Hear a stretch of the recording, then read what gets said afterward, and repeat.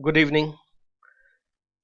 Yesterday's homework was problem number 22, 26, 27 and 28.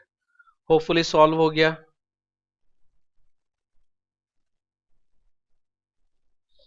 Problem number 22.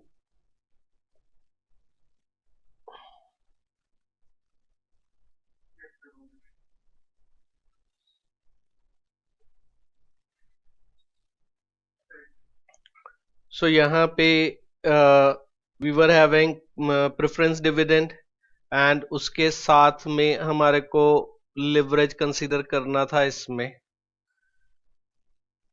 So financial leverage 2 times दिया हुआ है and उससे हमने क्या कंप्यूट कर लिया, EBIT कंप्यूट कर लिया. एंड सो क्या दिया हुआ था, DTL and DFL of the company are 3 and 2 respectively. Company pays annual interest of rupees 60,000 and preference dividend of rupees 16,000. The total variable cost of the company are rupees 2 lakhs and the applicable income tax rate is 60%. What are the amounts of the sales revenue and fixed operating cost? So what we have got here is, इससे हमारे को financial leverage 2 times दिया हुआ था, इससे हमने EBIT compute करा, that comes to 2 lakhs and यहाँ पे टोटल लिवरेज दिया हुआ था तो उससे ऑपरेटिंग लिवरेज निकाल लिया, so that comes to 1.50 and degree of operating leverage it is contribution divide by EBIT, तो इससे हमने कंट्रीब्यूशन निकाल लिया, that comes to 3 lakhs and sales volume will be contribution plus variable cost which is given rupees 2 lakhs. So the sales volume is 5 lakhs and the fixed cost is contribution minus EBIT, so that comes to rupees 1 lakh without इसमें. Then इसके बाद में next problem for homework was problem number 26.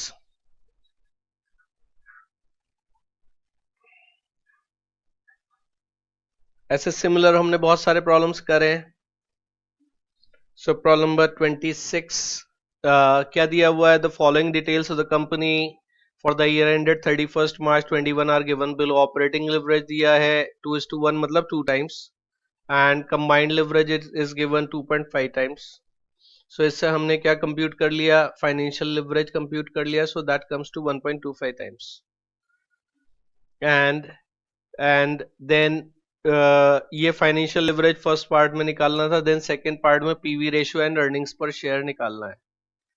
So operating leverage से हमने क्या compute कर लिया, contribution compute कर लिया and PV ratio is contribution divide by sales into 100, तो उससे PV ratio comes to 13.60% and फिर इससे हमने ईपीएस निकाल लिया.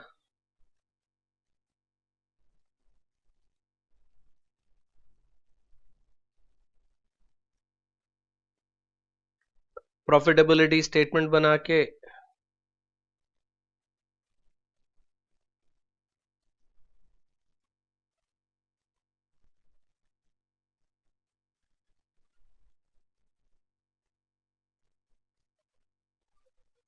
सो contribution less fix cost, we have got EBIT, इसमें से इंटरेस्ट माइनस कर दिया, we got the EBT, tax at the rate of 30% minus किया, so EAT that is net income we have got and number of shares were 3,40,000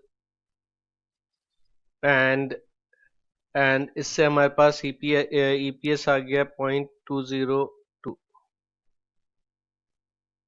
ठीक है.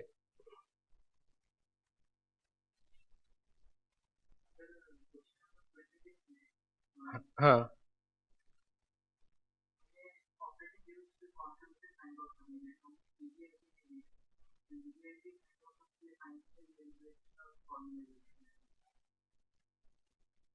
कोई दिक्कत नहीं है, तुम फाइनेंशियल लिवरेज से भी मतलब व्हाट यू आर सेइंग कि इसमें तुमने क्या करा, फाइनेंशियल लिवरेज से EBIT निकाला और फिर उसके बाद में EPS निकाला.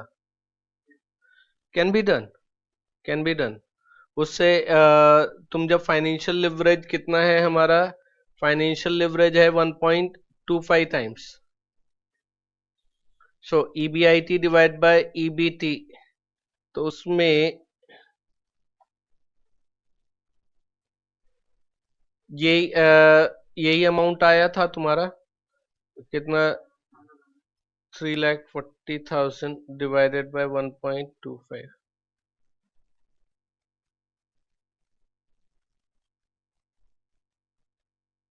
कितना है फाइनेंशियल लिवरेज है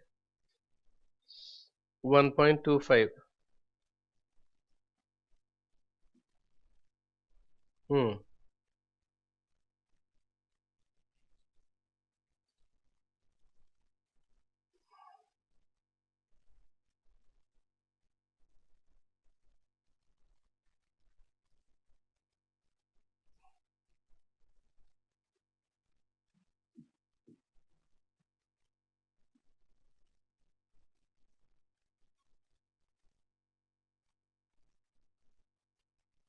इसमें डेटा एरर है प्रॉब्लम की इशू है इसमें जो उन्होंने जो कंबाइंड टोटल लिवरेज दी है ना वो गलत दी है एक्चुअल में तुम अगर इससे कंप्यूट करोगे तो तुम्हारा जो फाइनेंशियल लिवरेज है वो इतना आएगा ही नहीं डेटा एरर है इंस्टीट्यूट का क्वेश्चन है वही उन्होंने ही डेटा एरर किया हुआ है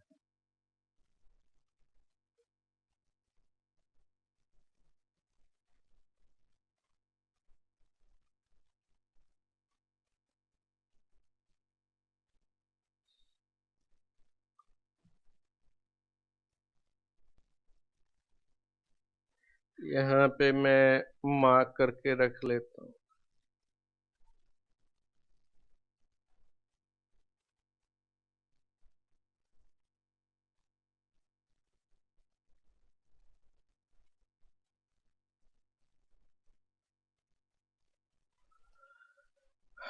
ठीक है सो बेटर है you do it by this way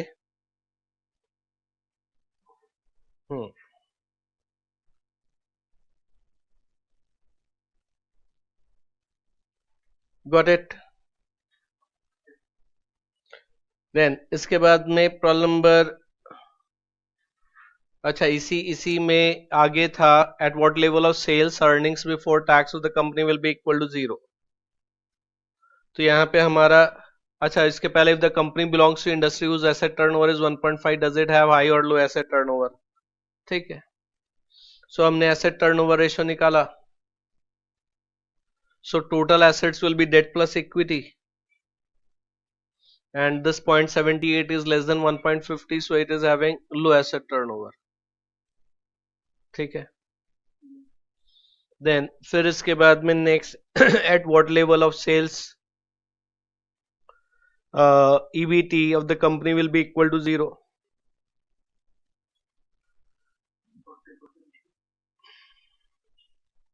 so 40% change तो 40% चेंज किया तो ये इधर 30 lakhs आ जाएगा इसमें got it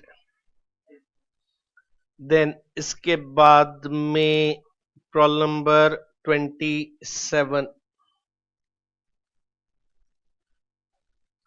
problem number 27 actual में हम अभी नेक्स्ट चैप्टर आएगा ना कैपिटल स्ट्रक्चर तो इसमें इस तरीके के बहुत सारे प्रॉब्लम्स आएंगे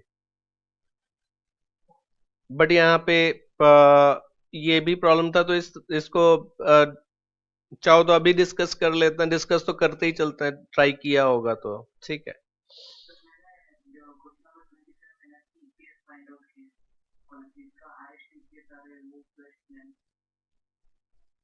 ठीक है ईपीएस कंप्यूट किया है ना ईपीएस साथ में एक्चुअल में उन्होंने रिस्क की भी बात करी थी तो लिवरेज भी निकाली है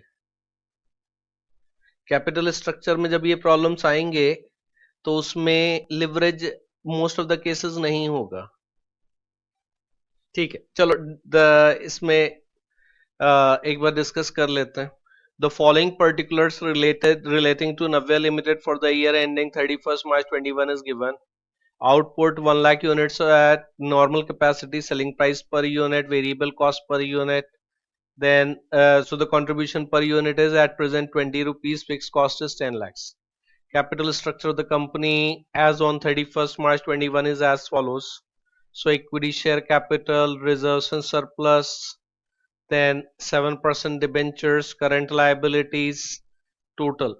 Navya Limited decided to undertake an expansion project to use market potential that will involve rupees 10 lakh. So जो नया प्रोजेक्ट है उसके लिए हमारे को कितना कैपिटल लगना है, वो 10 लाख रुपीस का कैपिटल लगना है. The company expect to increase output by 50%. So अभी वो कितने यूनिट्स बना रहे थे, वो बना रहे थे 1 लाख यूनिट्स, और नए प्रोजेक्ट के बाद में उनका जो आउटपुट है वो 50% से बढ़ जाएगा, means that will be 1,50,000 units. Fixed cost will be increased by rupees 5 lakhs. So at present जो उनकी फिक्स कॉस्ट है 10 लाख रुपीस, तो वो हो जाएगी 15 lakh rupees. Then after this the additional output can be sold at existing selling price without any adverse impact on the market. ठीक है. Then अच्छा, variable cost per unit will decrease by 10%. सो अभी जो वेरिएबल कॉस्ट है वो है 20 rupees, ये decrease कर जाएगी कितने से, 10% से डिक्रीज कर जाएगी. तो कितना हो जाएगा, 20 का 18 हो जाएगा, तो कंट्रीब्यूशन 20 का 22 हो जाएगा. Then the following alternative scheme for financing the proposed expansion program are planned. अब इसमें entirely by equity shares ₹10 par, 5 lakh by issue of equity shares of ₹10 each, and balance by issue of 6% debentures of ₹100 at par, entirely by 6% debentures ₹100 at par. Find out which of the above mentioned alternative would you recommend for Navya Limited with reference to risk and return involved. So यहाँ पे उन्होंने risk के बारे में भी बात करी है, तो इसलिए जब रिस्क की बात आई तो यहाँ हमारे को लिवरेजेस कंप्यूट करनी पड़ेंगी. ठीक है. और जो नॉर्मल नेक्स्ट चैप्टर में जो आएंगे ना, उसमें सब जो है या तो ईपीएस या मार्केट प्राइस के बेसिस पे हमारे को कंप्यूटेशन होगा, बट यहाँ पे उन्होंने रिस्क की बात करी है, इसलिए यहाँ पे लिवरेजेस भी, इसलिए ये लिवरेज वाले चैप्टर में है. ठीक है. सो यहाँ पे जो एग्जिस्टिंग शेयर कैपिटल था वो 10 लाख था, और जो न्यू शेयर कैपिटल है वो जो प्लान न्यू स्कीम में जो अल्टरनेट 1 है उसमें 10 पूरा का पूरा इक्विटी, दूसरे में 5 और तीसरे में निल, क्योंकि उसमें पूरा डिबेंचर से ले रहे. फिर एग्जिस्टिंग 7% डिबेंचर्स हैं, जो न्यू डिबेंचर्स हैं वो 6% है. सो एग्जिस्टिंग में नहीं है, 1 में नहीं है, ऑल्टरनेटिव 1 में नहीं है, 2 में 5 लाख के हैं, और 3 में पूरे 10 लाख के हैं. सो जो टोटल कैपिटल एग्जिस्टिंग 20 है और प्रपोज्ड में 30 है. सो आउटपुट यूनिट आ गया, कंट्रीब्यूशन आ गया, एंड टोटल कंट्रीब्यूशन मल्टीप्लाई करके ले लिया. देन फिर इसके बाद में इसमें से लेस कर दिया फिक्स कॉस्ट, इससे हमारे पास आ गया ईबीआईटी. ईबीआईटी के बाद में we will be deducting interest. Existing तो 10 लाख के डिबेंचर्स हैं, 7% से 0.70 आ जाएगा. एडिशनल में एग्जिस्टिंग में नहीं आएगा, प्रपोज्ड 1 में नहीं आएगा, प्रपोज्ड 2 में 5 लाख का 6% 0.30 आ जाएगा, और प्रपोज 3 में 10 लाख का 6% 0.60 आ जाएगा. तो इससे ईबीटी आ गया, less tax at the rate of 40%, EAT आ गया, देन नंबर ऑफ शेयर से डिवाइड कर दिया.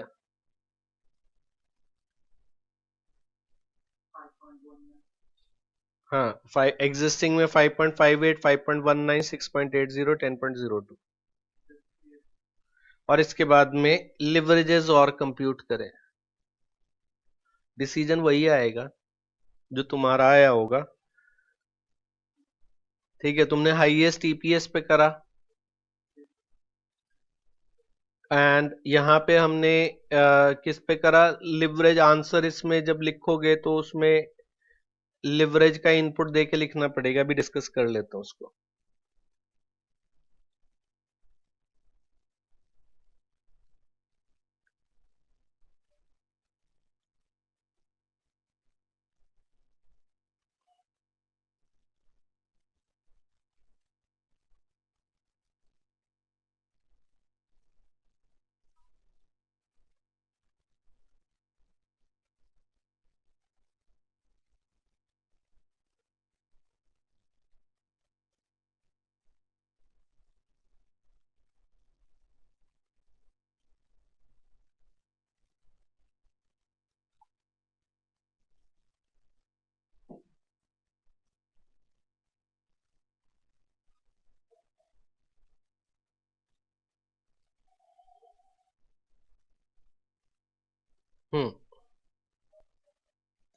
देखो हमने एक चीज डिस्कस करी थी कि ऑपरेटिंग लिवरेज कम हो तो अच्छा है, ठीक है, और फाइनेंशियल लिवरेज अगर बढ़ती है तब भी चलेगा। तो यहाँ पे जो प्रपोज प्लान्स हैं उनमें तीनों में ऑपरेटिंग लिवरेज तो सेम है, सो ऑपरेटिंग लिवरेज का इश्यू तो है नहीं। Is it clear?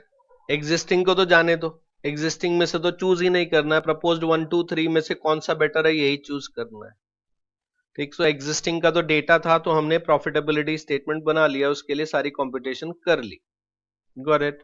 वो तो उस सिचुएशन में वहां पे आता था कि जहां पे हमारा ईपीएस एग्जिस्टिंग से कम हो जाता, तो फिर हम क्या करते हैं कि प्रपोज वाले प्लान्स अच्छे ही नहीं है, बट दो प्लान में ईपीएस बढ़ के आ रहा है।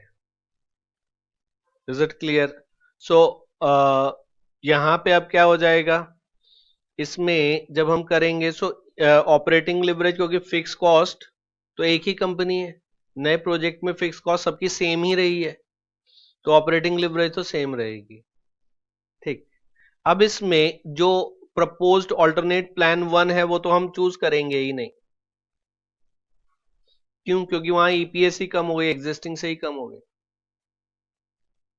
एग्जिस्टिंग से कम है तो वो तो चूज करने का सवाल ही पैदा नहीं होता।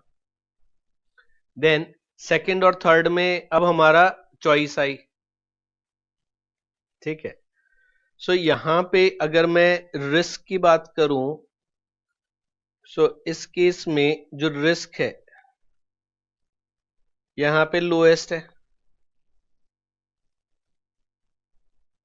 यहां हाईएस्ट है,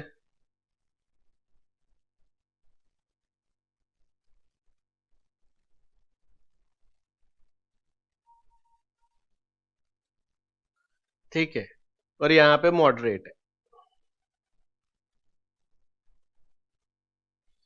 ठीक।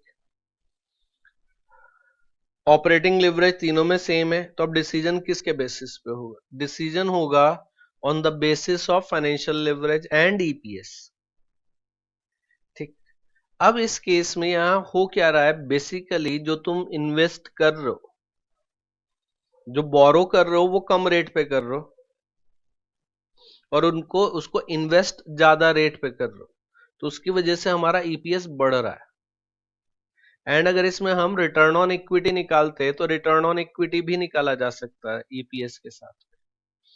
तो जो रिटर्न ऑन इक्विटी होगा वो हाईएस्ट आएगा ऑल्टरनेटिव प्लान 3 में, क्योंकि वहां पूरा का पूरा जो 10 lakhs है वो किससे रेज करा है? Through the debentures, got it, ठीक है। तो अब यहाँ पे क्या हो गया कि ऑपरेटिंग लिवरेज सेम है, सो इररिलेवेंट हो गया डिसीजन मेकिंग के लिए। एंड एंड प्लान जो अल्टरनेट प्लान 1 है उसमें ईपीएस एग्जिस्टिंग से भी कम हो गई तो उसको भी छोड़ दिया, तो प्लान 2 प्लान 3 की बात आती है। तो ठीक है, रिस्क ज्यादा है बट रिटर्न कंपैरेटिवली बहुत ज्यादा है, ईपीएस काफी बढ़ गई है, तो प्लान 3 बेटर है। बट अगर तुम रिस्क नहीं लेना चाह रहे हो तो तुम प्लान 2 भी सेलेक्ट कर सकते हो, इसमें सिर्फ डिसीजन ऐसा हो, ठीक।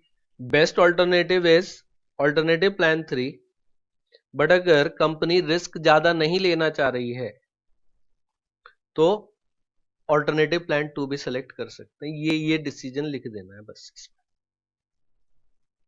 ठीक। कोई डाउट या क्वेश्चन इसमें? ठीक। देन अब इसके बाद में नेक्स्ट है प्रॉब्लम नंबर 28।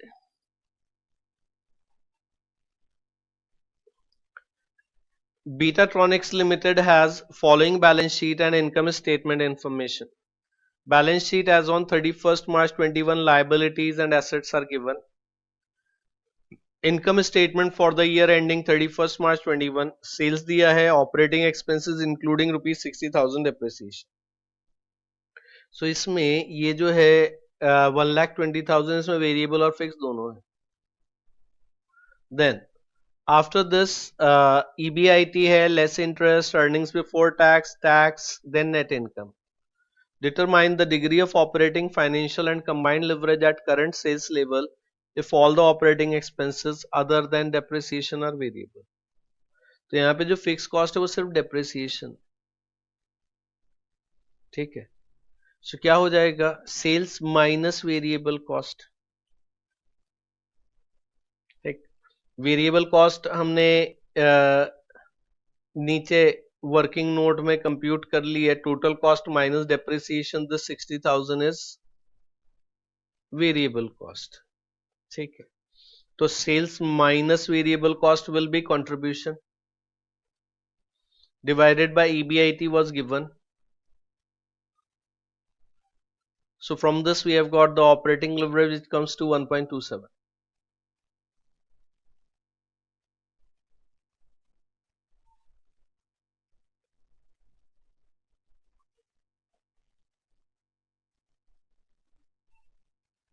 Then DFL निकाल लिया, EBIT divided by EBT दोनों दिए हुए थे।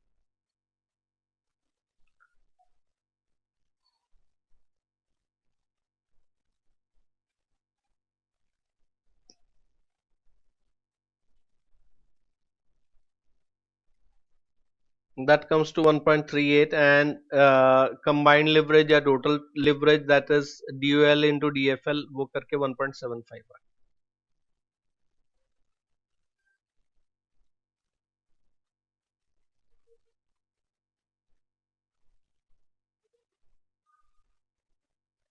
Then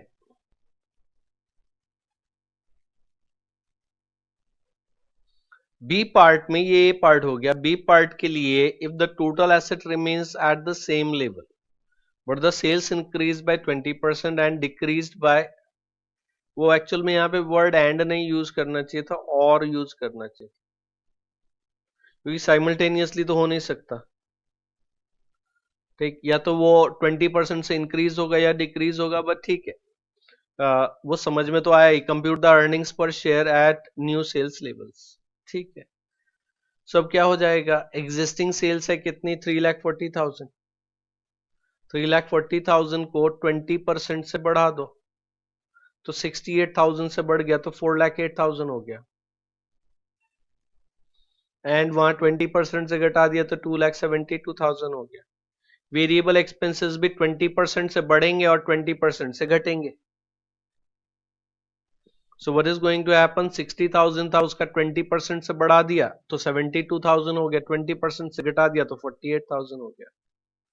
so from this we have got the contribution but the fix cost will remain same.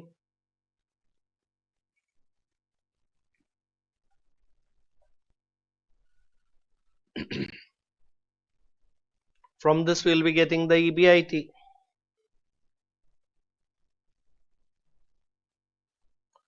Less कर दिया interest, interest is 60,000 which is already given in the problem. From this we have got the EBT.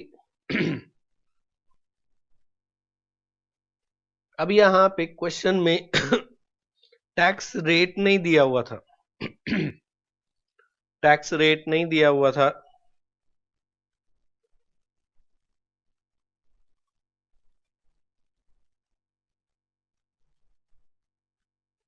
तो हमने tax rate compute करा। उन्होंने tax amount दिया हुआ था जो एग्जिस्टिंग प्रॉफिटेबिलिटी स्टेटमेंट था 56,000 and EBT was 1,60,000. So the tax rate comes to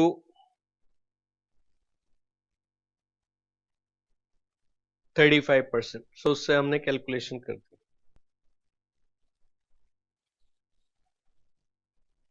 इससे हमारे पास ईपीएस आ गया। नंबर ऑफ शेयर्स तो हमने बैलेंस शीट से उठा दिया, 8 लाख का शेयर कैपिटल था, 10 रुपीज फेस वैल्यू थी, सो 80,000।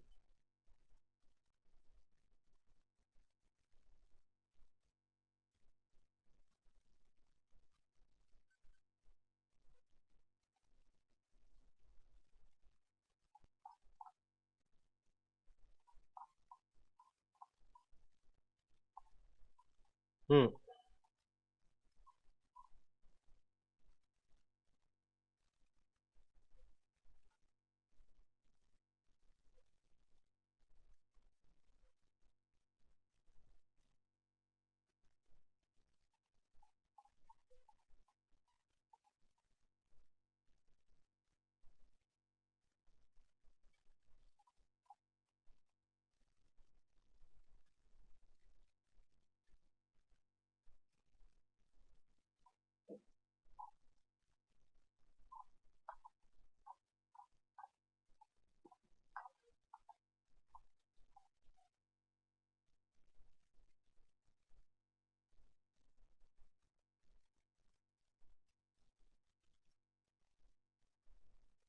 बोलो कोई डाउट या क्वेश्चन यहाँ पे? Hope it's clear. ठीक, हमारे 14th 15th क्वेश्चंस बचे हुए।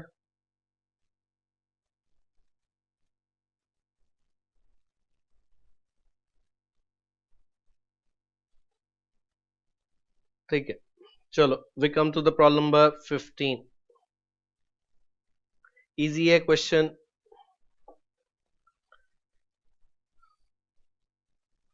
प्रॉब्लम नंबर 15,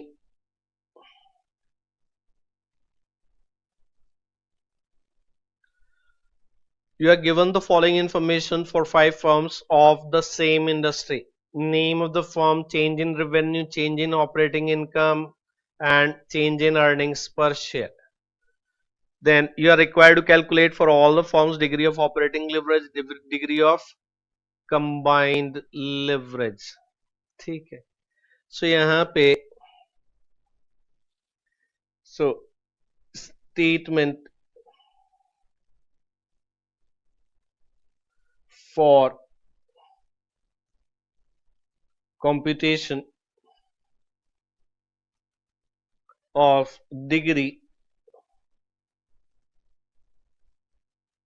of operating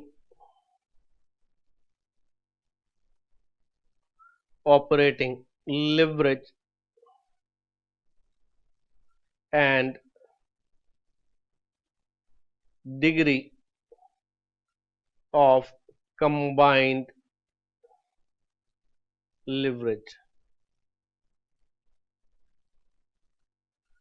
ठीक, so degree of operating leverage and degree of combined leverage. So the columns that we will be having is firm, then DOL and DCL. DOL के लिए formula क्या है? It is percentage change in operating income divided by percentage change in revenue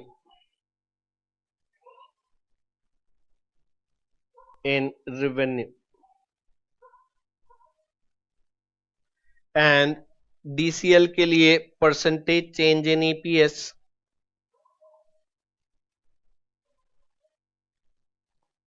EPS divided by percentage change in revenue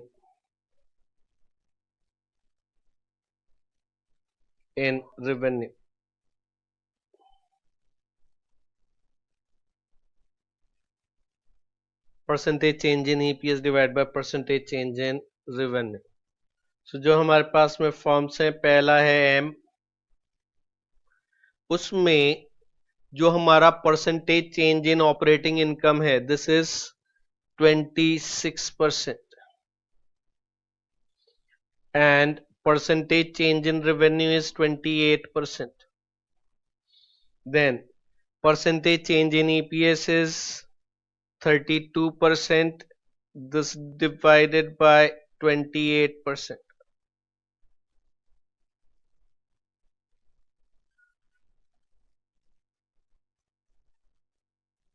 Then same way for N it is 34% divided by 27%.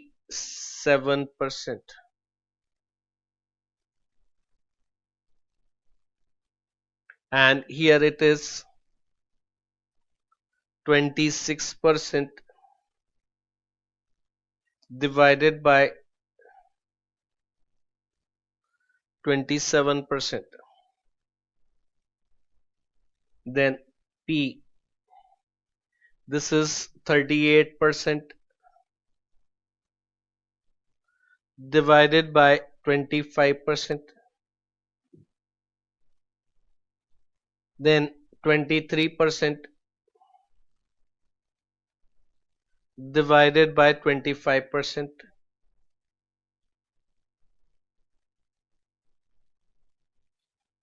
Then Q, it is 43% divided by 23%, then 27% divided by 23%, then R, it is 40% divided by 25%, and this is 28% divided by 25%.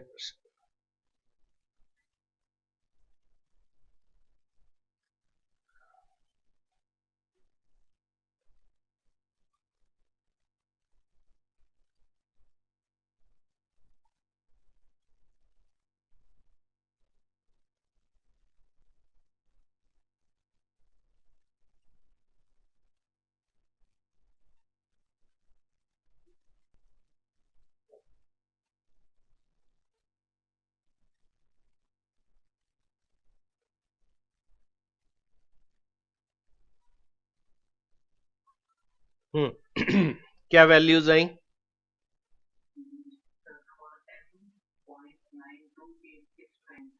0.9286, हाँ।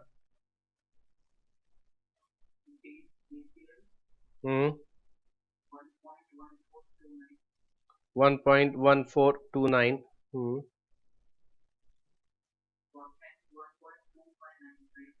1.2593,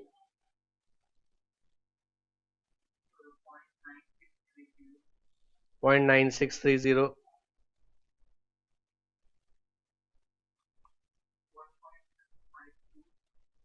1.520,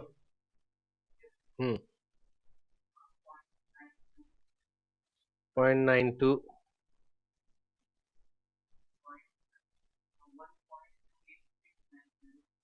8690,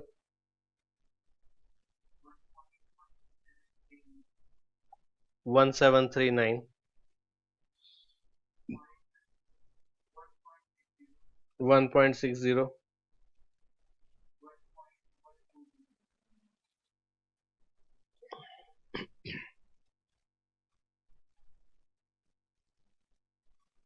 ठीक है।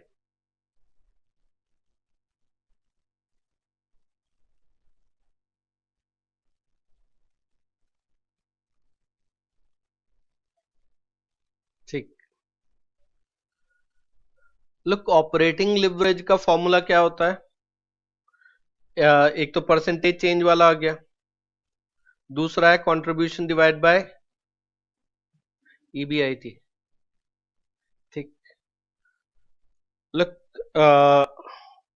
जब हम operating leverage निकाल रहे, operating leverage या degree of operating leverage, it is contribution divided by EBIT। ठीक, सो मेरे को एक चीज बताओ, क्या ऑपरेटिंग लिवरेज 1 से कम हो सकती है क्या?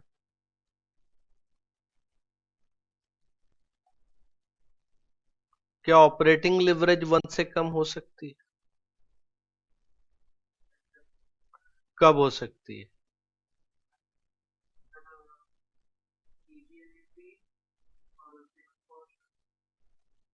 हाँ, हाँ,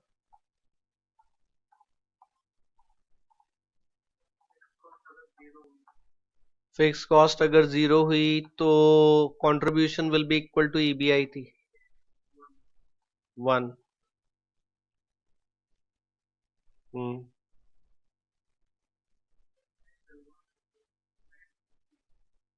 नहीं हो सकती, यह तो फिक्स कॉस्ट होगी या फिक्स कॉस्ट नहीं होगी। ठीक है, नेगेटिव फिक्स कॉस्ट नहीं हो सकती कि या जो EBIT है वो कंट्रीब्यूशन से ज्यादा हो गया, बट यहाँ पे हमारा ऑपरेटिंग लिवरेज 1 से कम आया है। ठीक, सो देखो, क्या हो सकता है कि ऑपरेटिंग लिवरेज नेगेटिव हो सकती है जहां पे फिक्स कॉस्ट कंट्रीब्यूशन से ज्यादा हो जाए, तो ऑपरेटिंग लिवरेज नेगेटिव हो सकती है, बट 1 से कम नहीं हो सकती। ठीक। तो मैं ये प्रॉब्लम बहुत आसान था, फिर भी क्यों सॉल्व किया? यहाँ पे कुछ डेटा एरर है, वो चीजें हमारे को समझ में आनी चाहिए। गलतियां हमारे से होती हैं, गलतियां इंस्टीट्यूट से भी होती हैं, पर इंस्टीट्यूट जब गलती करता तो वो नीचे लिख देता भूल चूक लेनी देनी।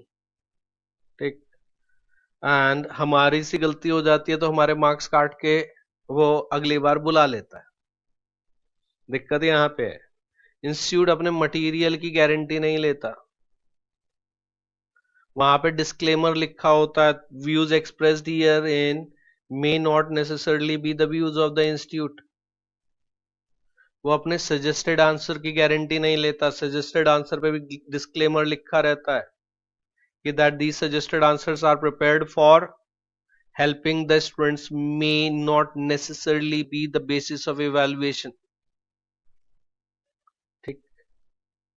तो वो 100% किसी चीज के लिए कॉन्फिडेंट नहीं है, वो हर जगह डिस्क्लेमर लिख के ही चलते हैं। वही 3CD रिपोर्ट में जो डिस्क्लेमर पे डिस्क्लेमर होता है ना, टैक्स ऑडिट करते टाइम पे 20,000 से ऊपर का कैश एक्सपेंसेस पता नहीं, सारी जितनी चीजों के लिए ऑडिट करवाया जाता है वो सीए को पता ही नहीं होती कि ये है।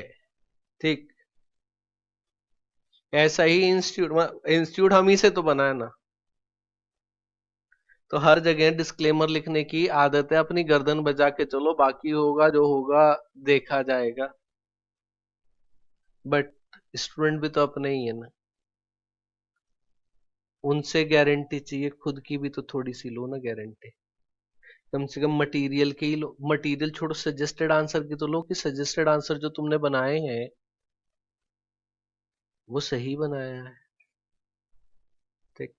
अभी हमने कौन सा एक प्रॉब्लम किया था, प्रॉब्लम नंबर शायद 27, उसमें भी डेटा एरर था, फाइनेंशियल लिवरेज उसमें गलत आ रही थी।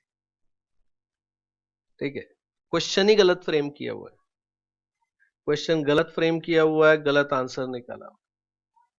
सो वन थिंग इज देयर कि ऑपरेटिंग लिवरेज नेगेटिव हो सकती है। कब हो सकती है नेगेटिव? हाँ, कंट्रीब्यूशन से अगर फिक्स कॉस्ट ज्यादा है तो ऑपरेटिंग लिवरेज नेगेटिव हो सकती है। ठीक है, ऐसे ही फाइनेंशियल लिवरेज भी नेगेटिव हो सकती है। अगर इंटरेस्ट जो है ईबीआईटी से ज्यादा है तो नेगेटिव हो सकती है फाइनेंशियल। Is it clear?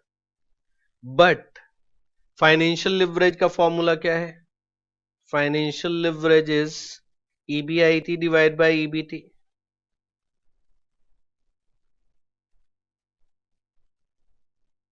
पर 1 से कम नहीं हो सकती। ठीक है, या तो 1 से ज्यादा होगी या नेगेटिव होगी या इनफाइनाइट होगी। ऑपरेटिंग लिवरेज में क्या पॉसिबिलिटीज हो सकती हैं? ऑपरेटिंग लिवरेज नेगेटिव हो सकती है। ठीक है, ऑपरेटिंग लिवरेज इनफाइनाइट भी हो सकती है। कब हो सकती है? अगर ईबीआईटी जीरो हो, contribution is equal to fixed cost. If the contribution is equal to fixed cost, then operating leverage will be infinite and operating leverage can be negative. बस इतनी सी छोटी सी चीज बताने के लिए हमने प्रॉब्लम सॉल्व किया है। दूसरा भी प्रॉब्लम इसीलिए ही है, वहां पे भी डेटा एरर है। ठीक है, सो ऑपरेटिंग लिवरेज, यहाँ पे ऑपरेटिंग लिवरेज या डिग्री ऑफ ऑपरेटिंग लिवरेज क्या हो सकता है?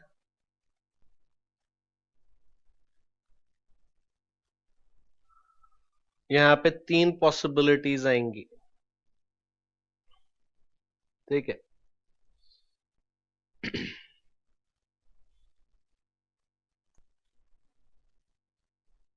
fixed cost greater than contribution. Fixed cost greater than contribution.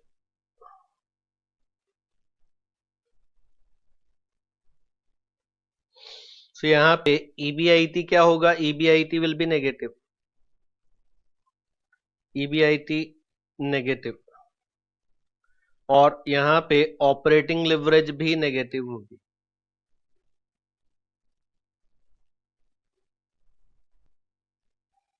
Negative. Then second situation, fixed cost equal to contribution.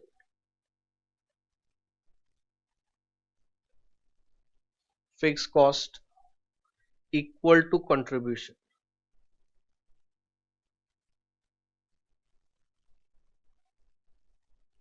So इसका मतलब क्या हो गया? यहां पे EBIT equal to 0. So what is going to happen? Operating leverage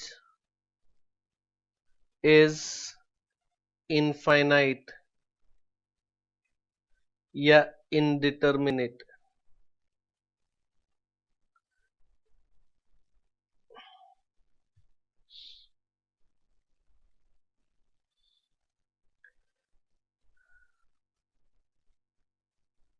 यहां पे basically जो फर्स्ट सिचुएशन थी, वी आर ऑपरेटिंग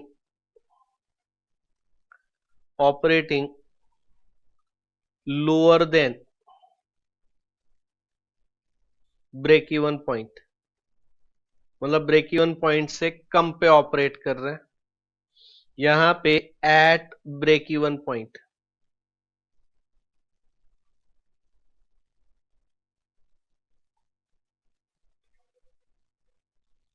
ठीक है. देन अब जो last situation, fix cost less than contribution.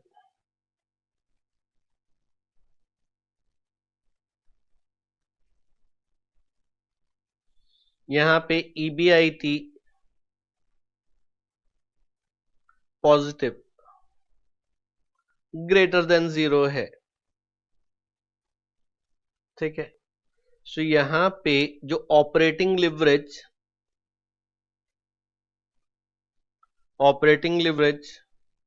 Is positive and greater than 1.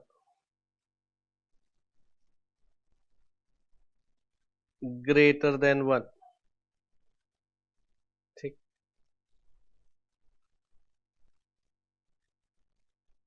यहां पे ऑपरेटिंग अबव BEP.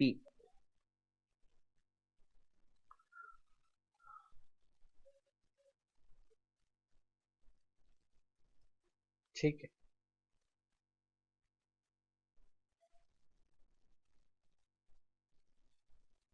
जो नेगेटिव लिवरेज है, जो नेगेटिव ऑपरेटिंग लिवरेज है, can be less than 1.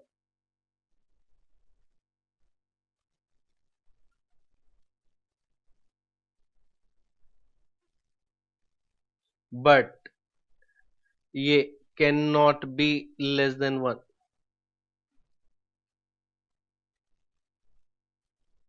Can not be less than 1. 1 से ज्यादा ही होगा.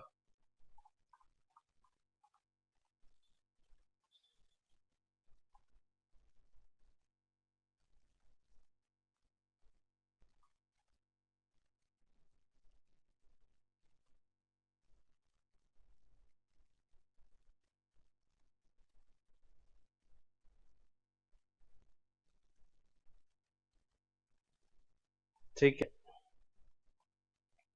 ऐसे ही हमारी फाइनेंशियल लिवरेज भी हो सकती है. फाइनेंशियल लिवरेज भी पॉजिटिव, नेगेटिव और इनफाइनाइट हो सकती है। ठीक है,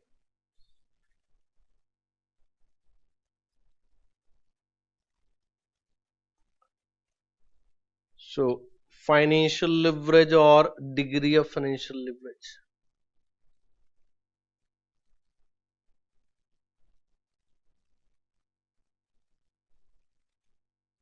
it can also be positive, negative, या पॉजिटिव हो गया, फिर उसके बाद में infinite and negative.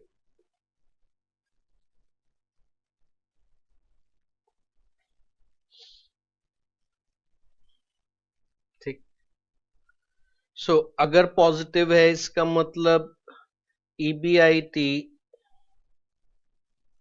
Greater than fixed financial cost.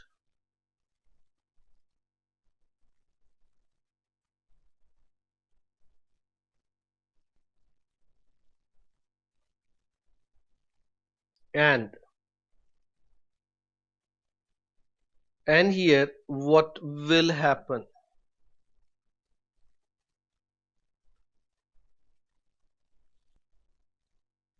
EPS will increase if EBIT increases।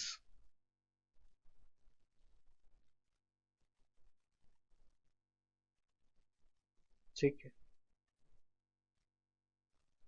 And यहां पे इनफाइनाइट कब होगी? when EBIT is equal to fixed financial cost।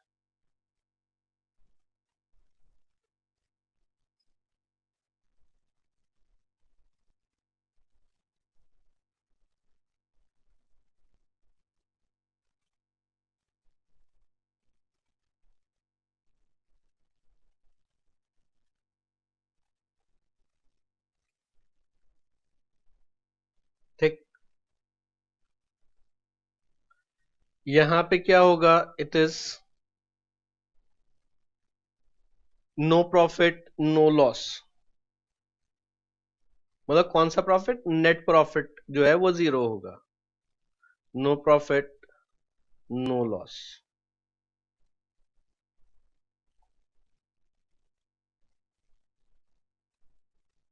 ठीक है, एंड अगर नेगेटिव है, नेगेटिव कब होगी? EBIT is less than fixed financial cost, less than fixed financial cost। And यहां पे EPS नेगेटिव होगी, EPS negative.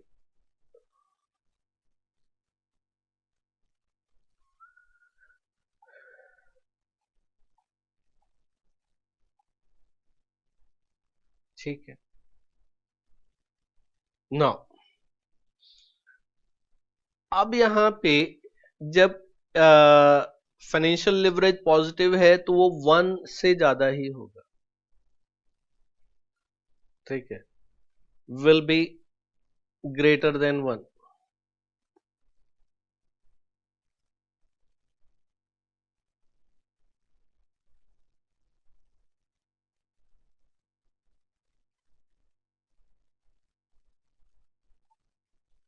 and here can be less than 1,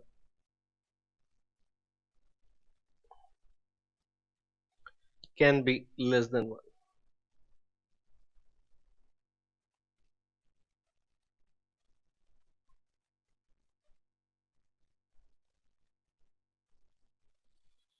got it?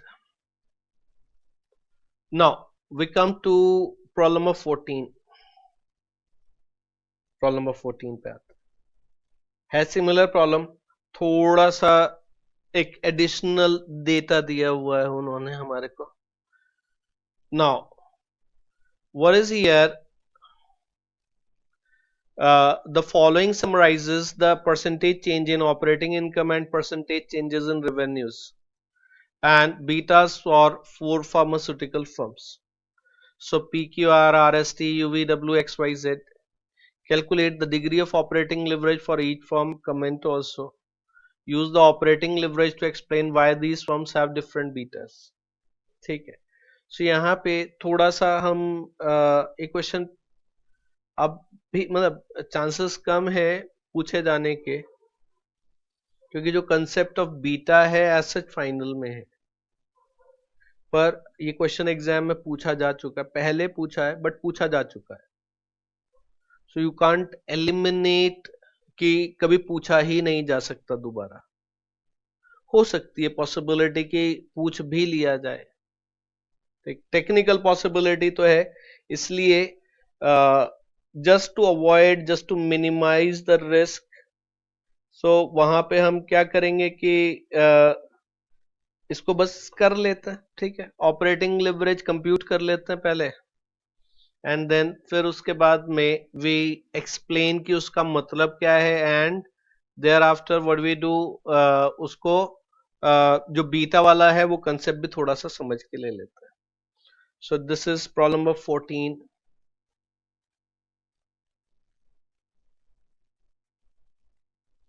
का A part. Computation of operating leverage. ठीक, so हमारे पास columns क्या हो जाएंगे, company, then percentage change in revenue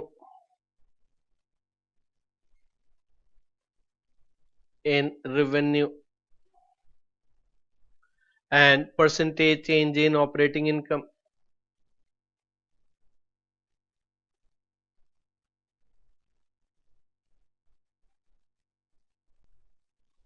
Operating income and operating leverage. नहीं भी ये कॉलम सेकंड और थर्ड कॉलम लिखते तब भी चल जाता था. ठीक है, सो ये जो है हमारा सेल्स परसेंटेज है, ये EBIT परसेंटेज है, EBIT परसेंटेज है, and this is percentage change in EBIT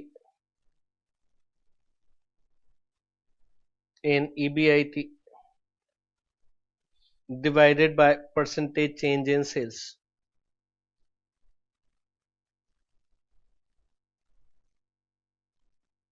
In sales.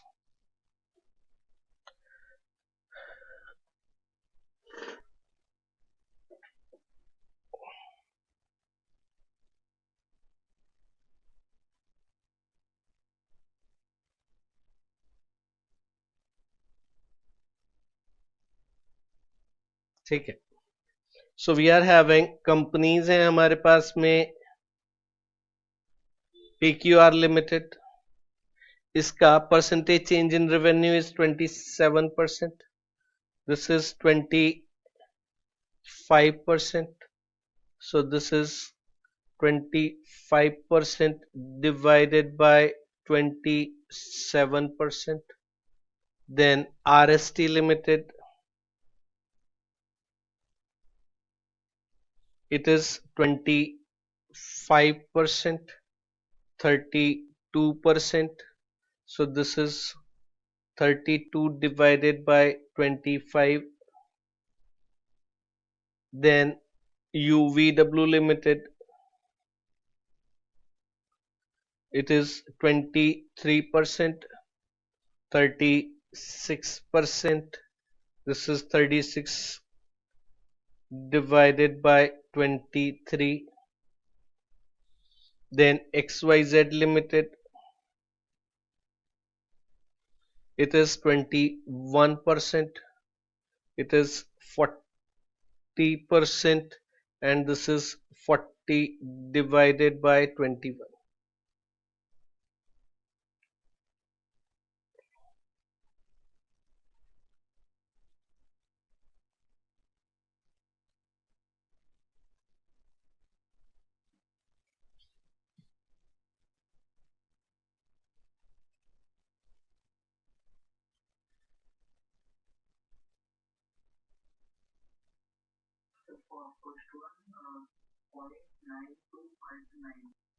Point 9259.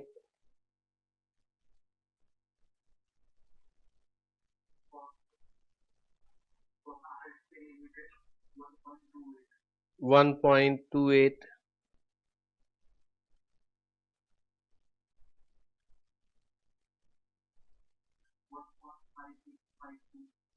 5652.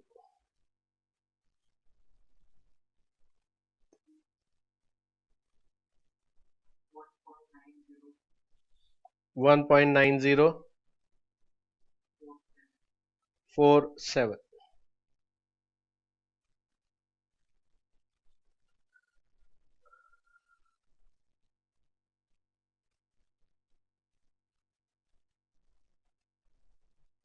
ये वैल्यूज आ गए हमारे पास में।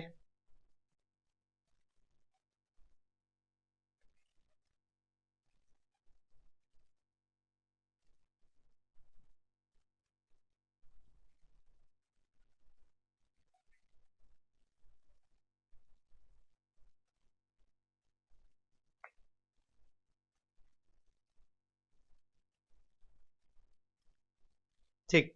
सो देन अब इसके बाद में बी पार्ट में इसमें कमेंट यहाँ पे भी करने को बोला है, बट बी पार्ट के साथ में हम कमेंट कर लेंगे। एग्जाम में यहाँ पे कमेंट करने के लिए बोला है तो हम ये लिख सकते हैं कि यहाँ पे ऑपरेटिंग लिवरेज पीक्यूआर का लोएस्ट है एंड XYZ का हाईएस्ट है, इसलिए ऑपरेटिंग रिस्क पीक्यूआर का लोएस्ट है एंड XYZ का हाईएस्ट है। ठीक है, ये चीज हम जो है बी पार्ट के साथ में जब एक्सप्लेनेशन पे आएंगे तो वहां पे मैं लिख के लेता हूँ। ठीक, then use the operating leverage to explain why these firms have different beta. अब बीटा क्या होता है? बीटा क्या होता है? लोग बेसिकली जब हम बात करते हैं स्टॉक मार्केट की, स्टॉक मार्केट में वी आर हैविंग, तुमने सेंसेक्स और निफ्टी का नाम सुना है? सेंसेक्स क्या है? Sensex is the representative index of Bombay stock exchange and Nifty is the representative index of National Stock Exchange. ठीक है, अब जब हम बोलते हैं कि मार्केट ऊपर गया, मार्केट ऊपर गया या मार्केट नीचे गया, तो हम ये बताते हैं कि जो ये इंडेक्स है इसकी वैल्यू ऊपर गई कि इसकी वैल्यू नीचे गई। जो सेंसेक्स बना है that is based on 30 stocks. उन्होंने क्या करा है, मार्केट से, मार्केट में उन्होंने 30 स्टॉक्स लिए हैं। ठीक है, एंड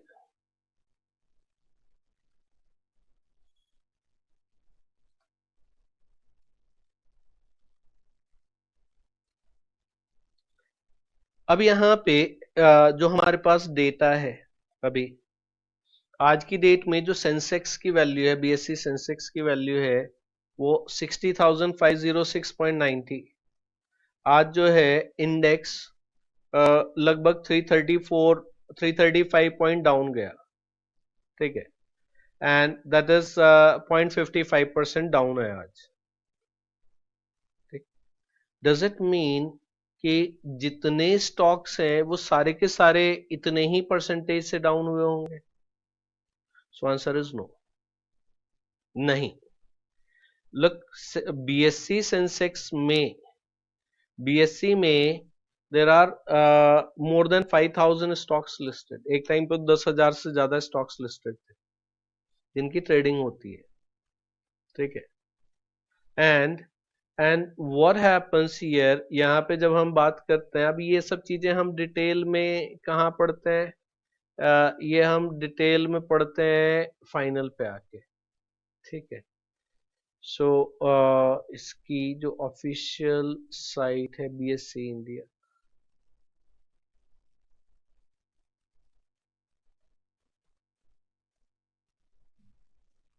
ये जो हमारे को दिखाई दे रहा है ना साइड में, ये है कितने, 3 3 6 2 3 4 5, ये 30 स्टॉक्स है जिनके बेसिस पे एक्चुअल में हमारी इंडेक्स फॉर्म हुई है, ठीक है। अब यहाँ पे ये जो 30 स्टॉक्स है, इसमें से तुम देखोगे कि ज्यादातर तो पॉजिटिव थे, जो ग्रीन में है वो पॉजिटिव है, जो रेड में है वो नेगेटिव है, बट फिर भी पूरा का पूरा इंडेक्स जो है वो नेगेटिव गया, ठीक। अब चलो उस पे आते हैं कि वो क्यों होता है, मतलब जो एक जनरल सी चीज थी कि जो इंडेक्स है वो एक्चुअल में जो 30 स्टॉक्स है उन सब का मिला के वेटेड एवरेज कैपिटलाइजेशन के बेसिस पे बनता है। कैपिटलाइजेशन बोलते हैं number of shares into market price. हमने स्टैटिस्टिक्स में इंडेक्स नंबर पढ़ा होगा, ठीक है, नहीं पढ़ा होगा तो फाइनल पे पहुंचोगे तो पढ़ोगे, हमारे सिलेबस में ही है, स्टॉक मार्केट पूरा है। एंड जब मैं फाइनल में सिखाता हूं तो मैं लाइव ट्रेडिंग भी दिखाता हूं। अगर 9 बजे के बाद में लेक्चर चालू है तो 9:15 पे मार्केट ओपन होता है, तो मैं स्टॉक मार्केट में दिखा भी देता हूं कि कैसे ट्रेडिंग हुआ करती है। And we keep on tracking हर दिन, मतलब हर दिन तो नहीं, जहां जहां पॉसिबल होता है तो ट्रैक करते रहते हैं, डिस्कस करते रहते हैं कि आगे क्या होना चाहिए, क्या हुआ एक्चुअल में, ठीक। सो बट जो हमारा आज का अभी का जो लिमिटेड पॉइंट है जो मैं बात कर रहा हूं वो ये है कि जब मैं बात करता हूं इंडेक्स की, सेंसेक्स की बात अगर मैंने करी, कि जो सेंसेक्स था वो क्या हुआ, ये जो है आज की डेट में 335 पॉइंट डाउन हुआ। इसका मतलब ये नहीं है कि हर स्टॉक जो मार्केट में था वो डाउन चला गया, ठीक है, कुछ डाउन भी गए कुछ अप भी गए, ठीक है। बट क्या होता है कि ये एक दिन का तो हम बिहेवियर बता नहीं सकते, but over a period of time, over a period of time 6 महीने, साल भर अगर तुम देखोगे, यहां पे तो अभी क्यों मार्केट डाउन जा रहा है, this is because of the Adani stocks. Adani की वजह से थोड़ा सा मार्केट में सेंटिमेंट्स डाउन है, एंड उसकी वजह से थोड़ा सा मार्केट डाउन है, बट सारे स्टॉक्स डाउन नहीं है अभी भी। और अडानी हिंदुस्तान नहीं है, अडानी एक कंपनी है, ठीक है। एंड ऐसा कोई बहुत बड़ा बिजनेसमैन, मतलब बड़ा तो है वो, ठीक है, वेल्दी है, वो हो गया, वो सारी चीजें हैं, और आई कांट से कि वो एकदम दूध का धुला है, बट अडानी जैसे आते हैं जाते हैं, 50 आएंगे, 100 जाएंगे, ठीक। मार्केट तब भी था, आज भी रहेगा। हर्षद मेहता आया चला गया, केतन पारेख आया चला गया, और भी आएंगे, ठीक है। सो व्हाट इज हियर कि फर्स्ट थिंग, तो अडानी की वजह से मार्केट में सेंटिमेंट डाउन है, मार्केट गिर रहा है, ये दिस इज एग्रीबल, बट इसका मतलब ये नहीं कि सारे स्टॉक्स के, कुछ स्टॉक्स अभी हमने देखा ना, कुछ स्टॉक्स पॉजिटिव थे, कुछ स्टॉक नेगेटिव थे, ये चलता है, हर दिन होता है। जिस दिन मार्केट ऊपर भी जाता है उस दिन भी ऐसा जरूरी नहीं होता कि सारे स्टॉक ऊपर चले गए, उस दिन भी कुछ डाउन जाएंगे। मार्केट अगर 1000 पॉइंट भी ऊपर चला गया ना, तब भी ऐसा नहीं होता कि सारे स्टॉक सब चले जाए, ठीक है। सो सो व्हाट इज हियर कि ये जो हमारा बीटा वैल्यू है, बीटा जो वैल्यू होती है, एक कैलकुलेशन करी जाती है, बीटा वैल्यू निकालते हैं, अभी हम उसके फॉर्मूले वार्मूले के चक्कर में हम पढ़ नहीं रहे कि वो बीटा कैसे आता है, कैसे वो है। जस्ट उसका बीटा क्या रिप्रेजेंट करता है, it represent sensitivity of stock with broad based market index. मतलब मार्केट में चेंज होता है, हमारे स्टॉक्स में भी चेंज होता है, क्योंकि स्टॉक्स के चेंज की वजह से ही मार्केट में चेंज हो रहा है। सो वाइस वर्सा, मार्केट में चेंज होता है तो हमारे स्टॉक में चेंज होता है। बट अगर मार्केट 1% से गिरा या आज की डेट में 0.55% से गिरा, तो हर स्टॉक क्या 0.55% से गिर गया? नहीं, कुछ ज्यादा गिरे होंगे, कुछ कम गिरे होंगे, कुछ बड़े भी होंगे। ठीक, but over a period of time अगर तुम देखोगे कि अगर मार्केट गिरता ही चला जाए, गिरता ही चला जाए, तो ज्यादातर स्टॉक्स तुम्हारे को गिरे हुए ही मिलेंगे। ठीक, जब मार्केट अप जाता over a period of time, अब कैसा है, 2020 में जब कोविड आया, कोविड के बाद में मार्केट गिरा, जबरदस्त गिरा। ठीक, बट उसके बाद में जब बढ़ा, 2 साल में जब रैली हुई, तुम देखोगे ज्यादातर स्टॉक्स बढ़े, कुछ एक्सेप्शन भी है। एक्सेप्शन लाइक आईटीसी, ना बढ़ता ना घटता है, कुछ नहीं होता। ठीक, लोग लेके बैठे हुए इंतजार में कि कभी तो बढ़ेगा, एंड आईटीसी नहीं बढ़ता। सो अब हो सकता है कि कभी बढ़े भी। सो व्हाट इज हियर कि यहाँ पे जब हम बात करते हैं तो मार्केट जब बढ़ता है तो ज्यादातर स्टॉक बढ़ते हैं, तो कुछ ना कुछ सेंसिटिविटी होती है। ठीक, मतलब इंस्टीट्यूट का रिजल्ट पेपर आसान देता है अगर इंस्टीट्यूट, तो रिजल्ट अच्छा आता है। ऐसे ही मार्केट ऊपर गया तो ज्यादातर स्टॉक्स ऊपर जाते हैं, भले ही सेम परसेंटेज से जाए या ना जाए, कुछ कम कुछ ज्यादा। तो जो बीटा है वो क्या बताता है कि मार्केट में 1% चेंज की वजह से हमारे स्टॉक में ऑन एन एवरेज कितना चेंज होता है। एग्जैक्ट कभी चेंज होता नहीं कि ऐसा है तो ऐसा ही होगा। ठीक, से फॉर एग्जाम्पल, जैसे हमारा जो जो डेटा है, प्रॉब्लम में जो हमारा डेटा है उसमें कैसा है, आरएसटी लिमिटेड का बीटा दिया हुआ 1.15। आरएसटी लिमिटेड का बीटा दिया हुआ है 1.15। इसका मतलब क्या हो गया कि अगर मार्केट 1% से मूव करता है, मतलब मार्केट मतलब सेंसेक्स या निफ्टी, मार्केट का मतलब सेंसेक्स या निफ्टी। ठीक है, निफ्टी 50 स्टॉक से बना है, सेंसेक्स बीएस सॉरी एनएससी पे लगभग 3000 स्टॉक्स लिस्टेड है, बीएससी पे मोर देन 5000 स्टॉक्स लिस्टेड है। एशिया का सबसे पुराना स्टॉक एक्सचेंज है बॉम्बे स्टॉक एक्सचेंज, 160 साल से ज्यादा हो गए। ठीक है, और नेशनल स्टॉक एक्सचेंज बना है आई थिंक 1992 में, हर्षद मेहता स्कैम के बाद में। सो व्हाट इज हियर कि यहां पे अब होता क्या है कि यहां पे जो बीटा है ये क्या बताता है, ये रिस्क बताता है। अब मार्केट, स्टॉक मार्केट में जब शेयर्स के प्राइसेस में फ्लक्चुएशन होता है, तो क्यों फ्लक्चुएशन होता है? इसमें दो तरीके की रिस्क होती है, सिस्टमैटिक रिस्क होती है, एक अनसिस्टमैटिक रिस्क होती है।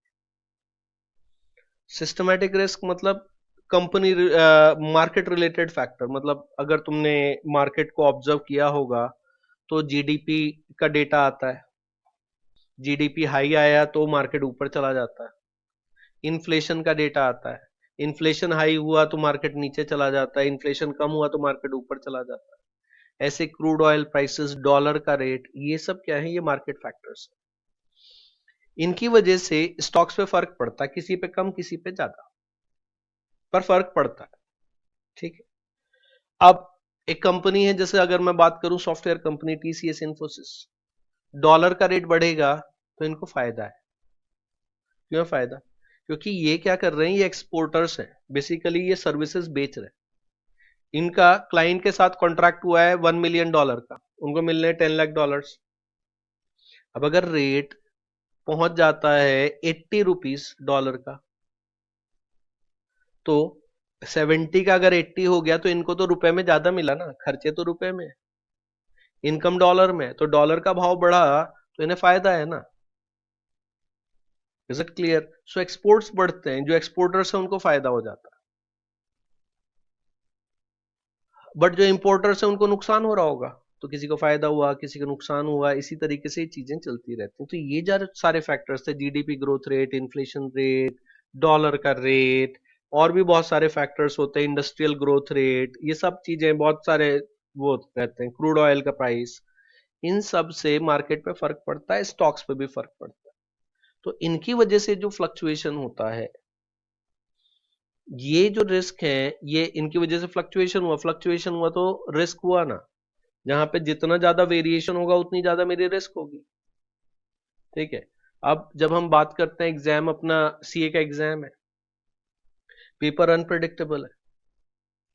ठीक है, पेपर डिफिकल्ट भी आ सकता है, आसान भी आ सकता है। पेपर आसान आने के बाद में, हमारा पेपर अच्छा होने के बाद में भी मार्क्स खराब भी आ सकते हैं। तो अनसर्टेनिटी होती है ना, फ्लक्चुएशन हो सकता है, तो रिस्क है। ऐसे ही मार्केट में जब फ्लक्चुएशन होता है तो रिस्क है। सो ये जो रिस्क है, जो मार्केट रिलेटेड फैक्टर्स हैं, इनकी जो रिस्क है ये कहलाती है systematic risk.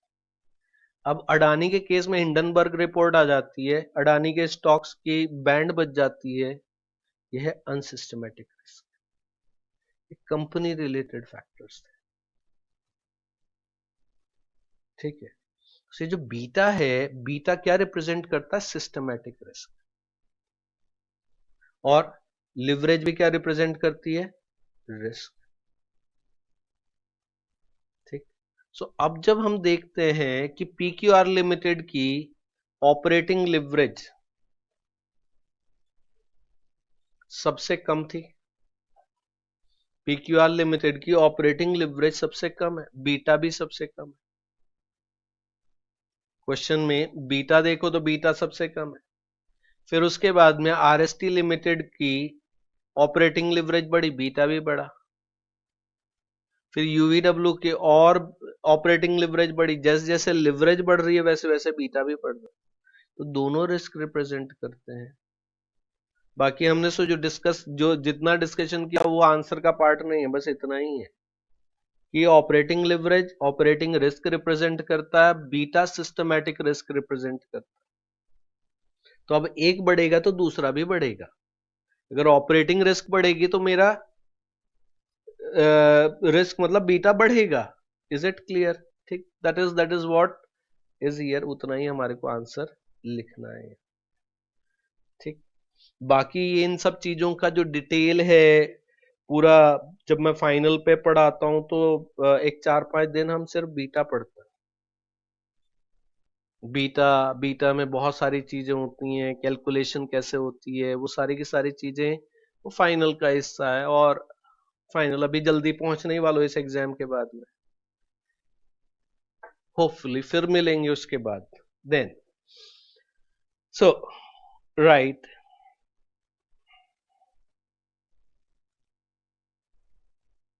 Beta represents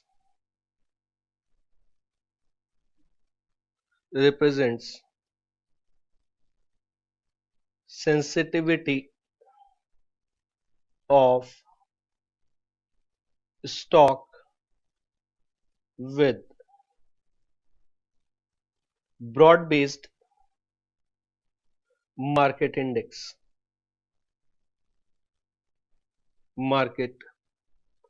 index and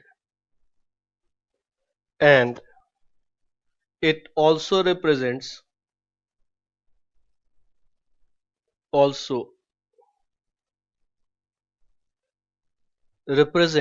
systematic risk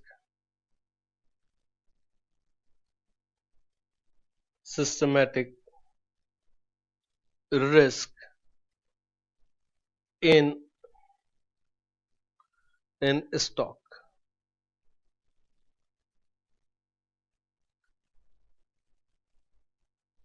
ठीक है। देन नाउ जब हम बात करते हैं लिवरेज की, so right, leverage both operating leverage, financial leverage, अगर ये क्वेश्चन फाइनेंशियल लिवरेज के साथ में पूछा जाता है सेम आंसर आता है।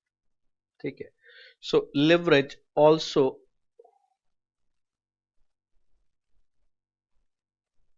represents risk, as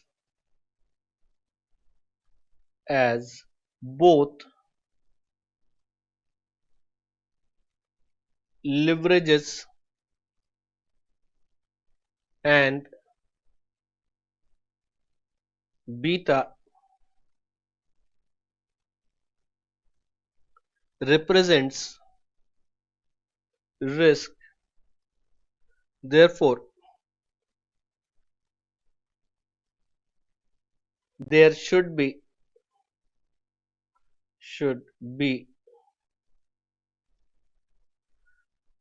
direct relationship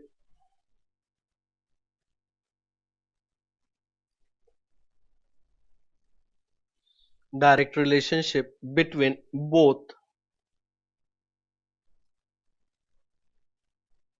between both, and same can be observed from data in problem,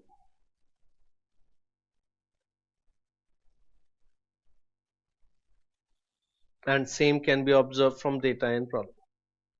ठीक है, क्या है कि in case of the PQR we are having lowest operating leverage and it is also having lowest beta. ठीक, so write next line. In case of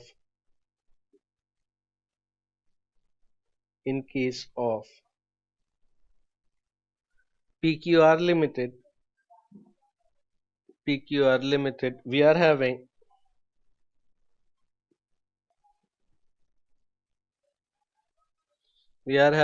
lowest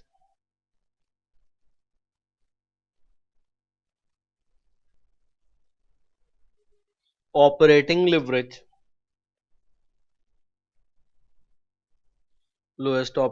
leverage and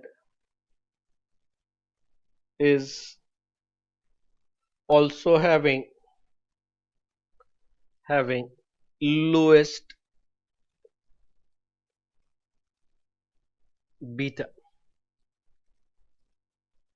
as leverage is increasing,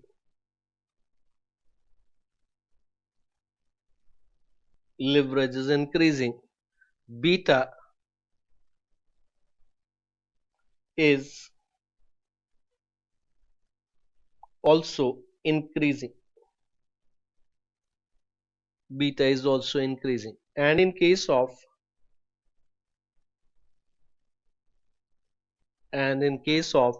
XYZ limited, which is having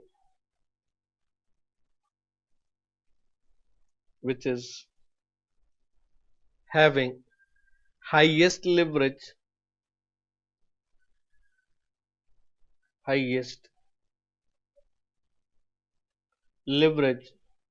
is also having highest beta.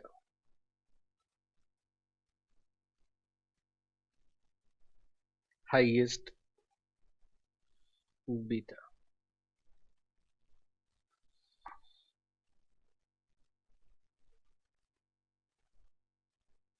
Hope it's clear.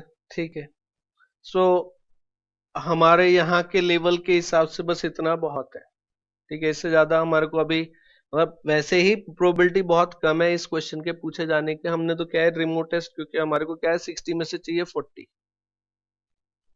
इसलिए कर लिया, नहीं तो ये problem छोड़ भी सकते थे. और क्या है फर्स्ट पार्ट तो हो ही जाता, सेकंड पार्ट में कुछ तो थोड़ा बहुत लिखने को हो जाएगा, एक बार जस्ट डिस्कस कर लिया तो. नाउ अब इसके बाद में हम आ जाते हैं एमसीक्यूज पे. एक बार फास्ट जो है डिस्कस करते चलते हैं एमसीक्यूज.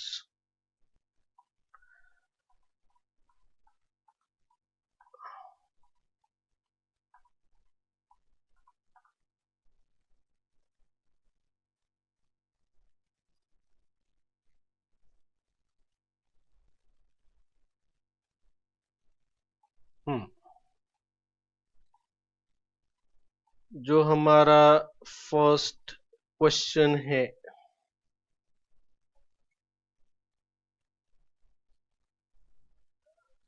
एमसीक्यू, इसमें question 1, given operating fixed cost is 20,000, sales is 1 lakh and the PV ratio is 40%. Operating leverages, so कैसे निकालोगे ऑपरेटिंग लिवरेज यहाँ पे? हाँ, सो पहले पीवी रेशो से हम क्या करेंगे? PV ratio, it is contribution upon sales into 100, so it is given 40%. Contribution हमें पता नहीं है, सेल्स पता है 1 लाख,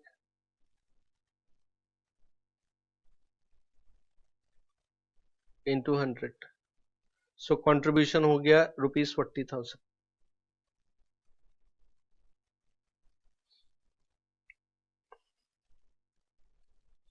अब इसके बाद में what we have to do here is, हमारे को नहीं directly operating leverage fix cost दी है ना, सो ऑपरेटिंग लिवरेज का फॉर्मूला ही लिख देते हैं ना। Operating leverage is equal to contribution minus, sorry, contribution divided by contribution minus fix cost.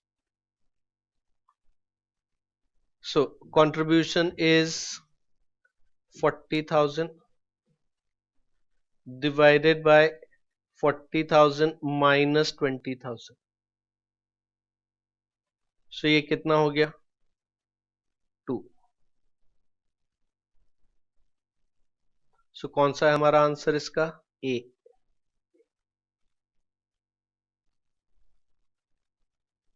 Then question 2,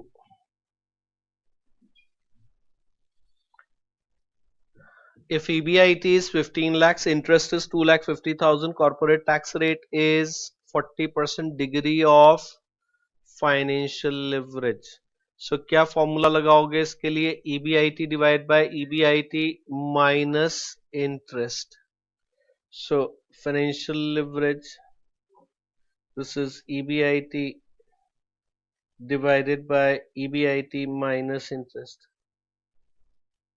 minus interest.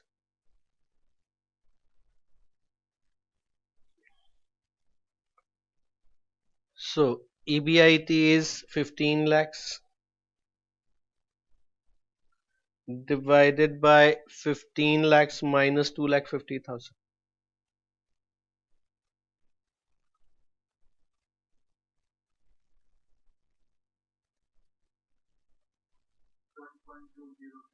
One point two zero times, तो इसमें हमारा आंसर है बी, आंसर है B. Then question 3, DOL is 1.24, DFL is 1.99, DCL will be DOL into DFL. So DOL is 1.24 into DFL is 1.99, तो ये कितना आ गया? 2.47, सो हमारा यहाँ पे आंसर है डी।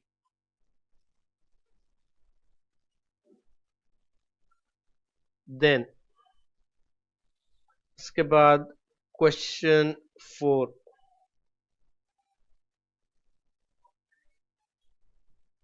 है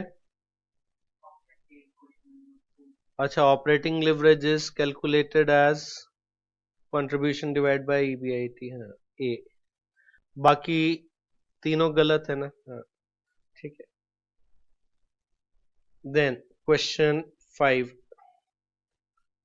financial leverage is calculated as, so ये बी है। Then question 6, Question 6. Which of the following is correct? Combined leverage is operating leverage plus financial leverage, गलत है। Combined leverage is operating leverage minus financial leverage, ये भी गलत है। Operating leverage is, नहीं, ये ऑपरेटिंग लिवरेज नहीं, कंबाइंड लिवरेज होना चाहिए। Combined leverage is equal to operating leverage into financial leverage, तो इसका आंसर क्या होगा? सी होगा। वहां पे वो उसको करेक्ट कर लेना, इसका आंसर सी।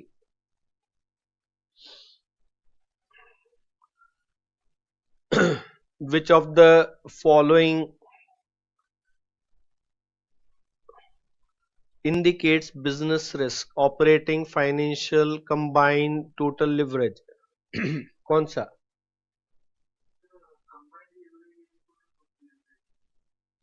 हाँ, कंफ्यूज करने के लिए कंबाइंड भी लिख दिया, टोटल भी लिख दिया। अब क्वेश्चन में कुछ तो बनाना ही रहेगा ना उनको, तो इसमें आंसर क्या है? बिजनेस रिस्क कौन से रिप्रेजेंट करता है? बिजनेस रिस्क मतलब ऑपरेटिंग रिस्क, ठीक है। सो ये जो रिप्रेजेंट करेगा, this will be represented by,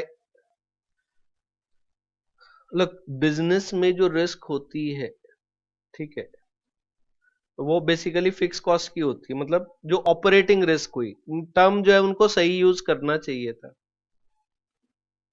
तो टोटल रिस्क की अगर वो बात करते तो वो कंबाइंड लिवरेज या टोटल लिवरेज होता। Is it clear? ठीक है। देन अब इसके बाद में नेक्स्ट क्वेश्चन 8।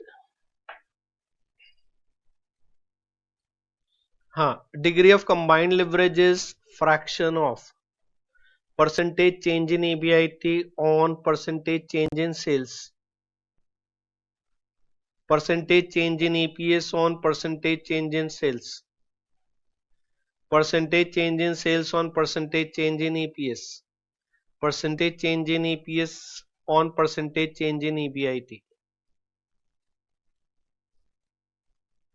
बताओ कौन सा?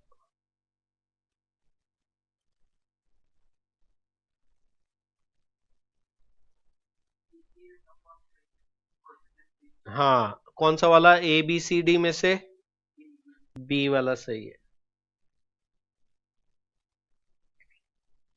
देन इसके बाद में question 9। From the following information calculate combined leverage. Sales दिया हुआ है, variable cost is 40%, fix cost is 10 lakhs, borrowing is 10%। Combined leverage के लिए हमारे को क्या चाहिए होगा? ईबीटी चाहिए होगा, ठीक है। सो इसमें सेल्स है हमारा 20 lakhs लेस वेरिएबल कॉस्ट 40% हो गया, तो ये 8 lakhs। तो कंट्रीब्यूशन हो गया हमारा, it is 12 lakhs। Fix cost 10 lakhs, 10 lakhs। From this we got is EBT, EBIT is 2 lakhs. Less interest is 10 lakhs का 80%, 80,000. EBT is 1,20,000. ठीक है। So what we are going to have, combined leverage हमारे को निकालना है ना, combined leverage, it is contribution divided by EBT। कितना? 12 lakhs divided by 1,20,000, ये 10 टाइम्स। आंसर हमारा क्या है इसमें? 10 टाइम्स है ए।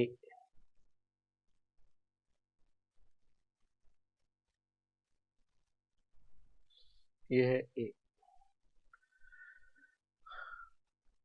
फिर इसके बाद में क्वेश्चन 10,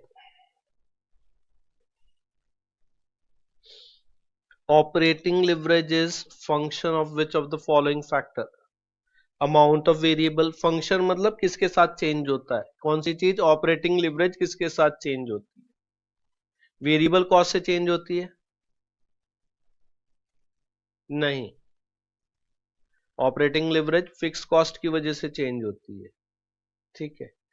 फिर वेरिएबल कंट्रीब्यूशन मार्जिन, हाँ कंट्रीब्यूशन तो है वहां पे, कंट्रीब्यूशन डिवाइड बाय ईबीआईटी फॉर्मूले में आता है। Volume of purchases, amount of semi variable cost, तो इसमें से कौन सा ज्यादा सही लग रहा है? बी, क्योंकि फॉर्मूला है हमारा ऑपरेटिंग लिवरेज का कंट्रीब्यूशन डिवाइड बाय ईबीआईटी, तो उसमें जो कंट्रीब्यूशन मार्जिन है उससे फर्क पड़ता है।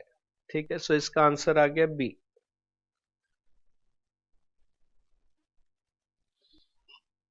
फाइनेंशियल लिवरेज में be defined as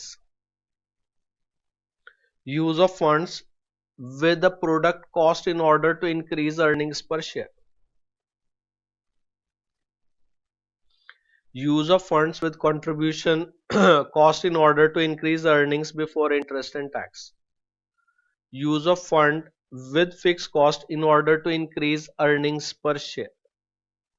Use of funds with fixed cost in order to increase earnings before interest and tax. ठीक है।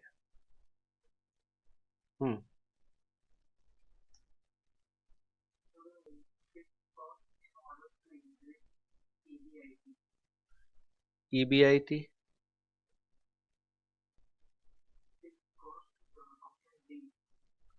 डी होना चाहिए, use of fund with fix cost in order to increase earnings before interest and tax. C क्यों नहीं हो सकता? Financial leverage का जो एक फॉर्मूला है, percentage change in divided by percentage change in EBIT. So इसमें कैसे सोचते, ये आंसर कैसे आता? जो डिग्री ऑफ फाइनेंशियल लिवरेज है या फिर फाइनेंशियल लिवरेज है, इसका फॉर्मूला है percentage change in EPS divided by percentage change in EBIT. ठीक है। अब मुझे एक चीज बताओ कि अगर फाइनेंशियल लिवरेज बढ़ेगी तो ईपीएस बढ़ेगा कि घटेगा? परसेंटेज चेंज इन ईपीएस बढ़ेगा, बट ईबीआईटी घटेगा। डिनोमिनेटर में है ना, इनवर्स रिलेशनशिप हो गई। अगर परसेंटेज चेंज इन ईबीआईटी बढ़ेगा तो फाइनेंशियल लिवरेज कम होगी। ठीक है। सो अब क्या हो गया कि फाइनेंशियल लिवरेज में बी डिफाइंड, अगर मैं डी पार्ट लेता हूं, अगर सपोज यू से कि डी इज द आंसर, क्योंकि ईबीआईटी तो आया है ना, परसेंटेज चेंज इन ईबीआईटी तो फॉर्मूले में है, तो डी सही है। बट फाइनेंशियल लिवरेज के साथ में परसेंटेज चेंज इन ईबीआईटी बढ़ता नहीं है, घटता है। अगर फाइनेंशियल लिवरेज बढ़ाओगे तो परसेंटेज चेंज इन ईबीआईटी घटना चाहिए, इनवर्स रिलेशनशिप। तो आंसर क्या होना चाहिए? सी होना चाहिए, use of fund with the fix cost in order to increase earnings per share. So जो फाइनेंशियल लिवरेज है उसकी डायरेक्ट रिलेशनशिप किसके साथ में है? ईपीएस के साथ में। तो ये बढ़ेगा तो वो बढ़ेगा, इसलिए सी। आई बात समझ में? So here answer is C. ठीक है।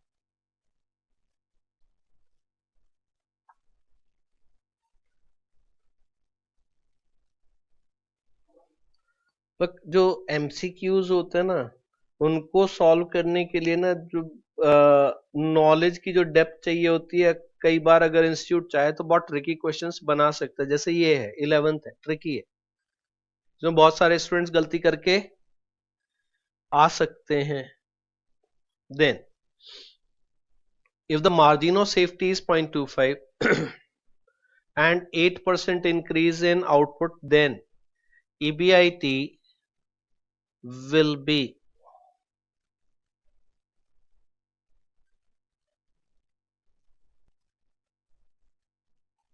क्या करोगे?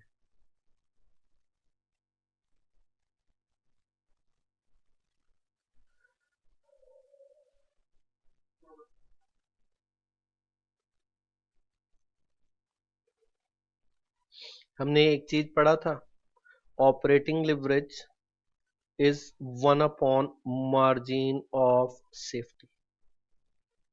ये फॉर्मूला पढ़ा है हमने। सो this is 1 upon 0.25, so this is 4 times.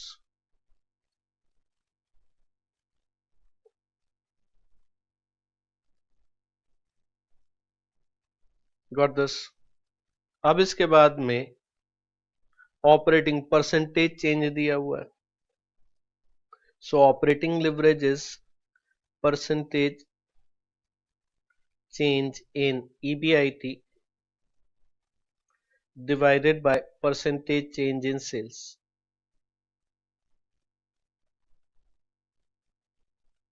Change in sales, sales यहाँ पे आउटपुट दिया हुआ है वर्ड उसके लिए,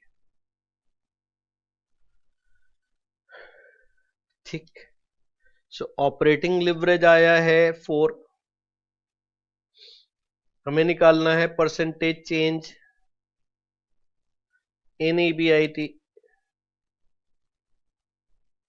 divided by percentage change in sales, और output is 8%, so percentage change in EBIT is 32%.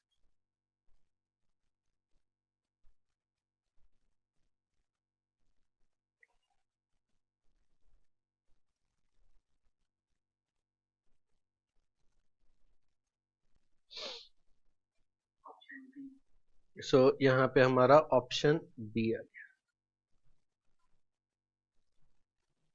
32% option B. Then उसके बाद नेक्स्ट इज क्वेश्चन 13। एक्चुअल में क्या हो गया, हमने तो सारे ही प्रॉब्लम सॉल्व कर डाले, हम सोच रहे थे कि कुछ प्रॉब्लम सॉल्व नहीं करेंगे, पर चलो ठीक है। अब इसके बाद में तुम्हारे को जितना हमने क्लास में किया है बस इतना ही करके जाना, कुछ इधर उधर मत करना, क्योंकि टाइम भी बचेगा नहीं, हमने टाइम यहीं लगा लिया है।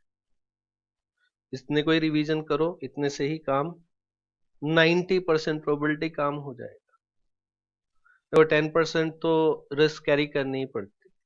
Now question 13, if degree of financial leverage is 3 and there is 15% increase in earnings per share, then EBIT will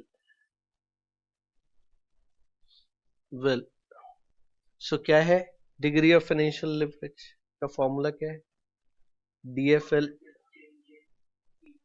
हाँ, change in EBIT।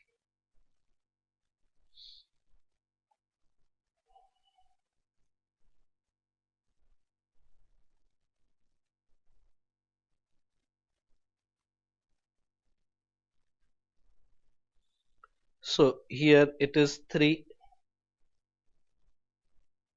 Percentage change in EPS दिया हुआ है 15%, एंड हमारे को निकालना है percentage change in EBIT।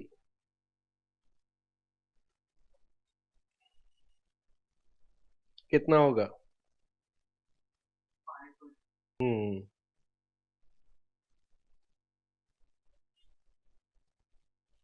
15% divide by 3, this is 5%। कौन सा है आंसर इसमें? डी। डी है answer. Then question 14, when EBIT is much higher than financial break-even point, degree of financial leverage will be more than one. More than one, ये अभी discuss किया हमने, ठीक है। सो ये सब, तो यहाँ पे आंसर इसका आ जाएगा C, more than one. Firm with high operating leverage, high operating leverage will have high break-even point, lower business risk, higher margin of safety, all of above।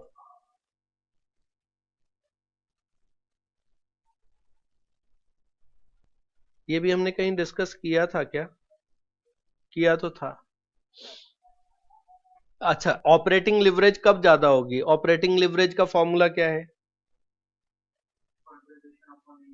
हाँ, so it is contribution divided by contribution minus fix cost. मतलब contribution divide by EBIT, इसको इस तरीके से भी बोल सकते हैं ना, contribution divide bye contribution minus fix cost. अब अगर फिक्स कॉस्ट ज्यादा होगी तो डिनोमिनेटर कम होगा, डिनोमिनेटर कम होगा तो वैल्यू ज्यादा होगी। Is it clear? ठीक है। सो अगर हाई ऑपरेटिंग लिवरेज है, अगर हाई ऑपरेटिंग लिवरेज है तो फिक्स कॉस्ट ज्यादा होगी। अगर फिक्स कॉस्ट ज्यादा है, हाई ब्रेक इवन पॉइंट भी होगा। लोअर बिजनेस रिस्क होगी? नहीं, बिजनेस रिस्क तो कम हो, बिजनेस रिस्क ज्यादा होगी ना। हायर मार्जिन ऑफ सेफ्टी होगा? नहीं, लोअर मार्जिन ऑफ सेफ्टी होगा। सो क्या है, बी और सी गलत हो गए तो डी तो गलत हो ही गया। सो सिर्फ क्या बचा? ए।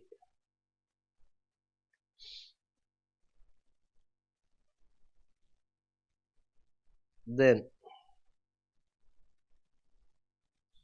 Question 16, when sales is at break even point, degree of operating leverage will be, क्या होगा?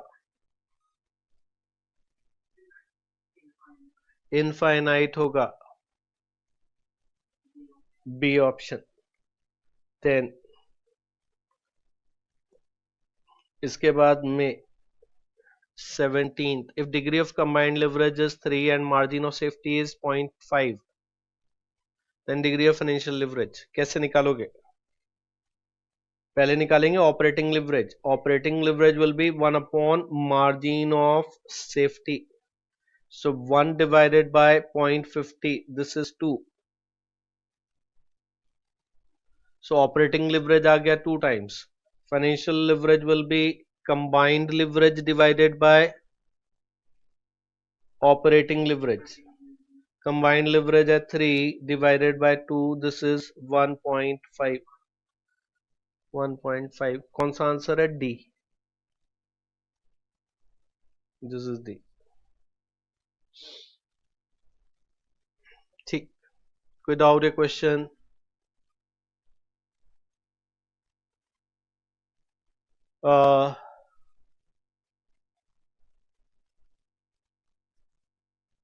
होमवर्क प्रॉब्लम 2 बच गया है, वो कर लेना, सॉल्व कर लेना। उसमें सिचुएशन ए बी सी है, लेंदी है प्रॉब्लम, तो होमवर्क में ही कर लेना, आंसर डिस्कस कर लेंगे उसका। ठीक है, homework is problem number 2 from homework problems.